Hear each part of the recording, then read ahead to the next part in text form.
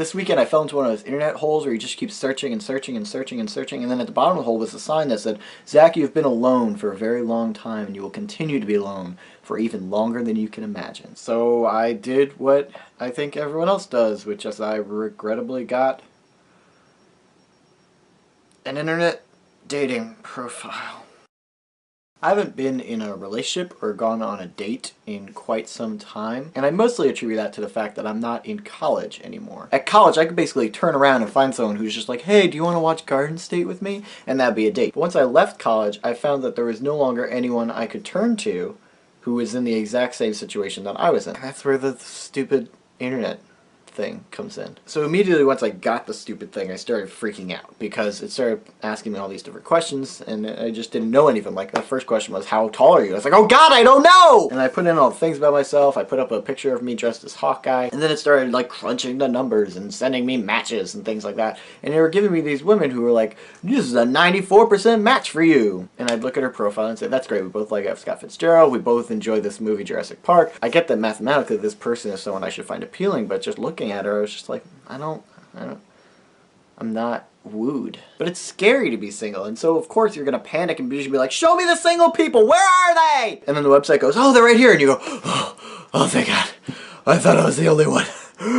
Woo! One of the big questions that a lot of different people flagged as like very important question to me, which I find also important, and the question being, do you believe in fate? Do you believe that there is someone who you're meant to be with? And a lot of people said no, and I am of the belief that yes, there is a thing as fate, there is a thing as interconnectedness. So while I don't necessarily believe in that you are meant to be with one person and one person only, because that eliminates individuality as well, I do believe that there is fate. There is such a thing as reactions to your actions. This is not to say that internet dating can't bring people together. In fact, it probably has in many different ways. I just don't think it's the one way that I'm going to find the person that I'm going to end up being happy with. But it probably will help me find that person, just not directly. For instance, the first ever internet dating service was invented in 1964 by two men named Louis Altfast and Robert Ross. And the first online dating system was called Technical Aptitude Compatibility Testing, or TACT for short, which it definitely didn't have. But it was very successful, and it did create a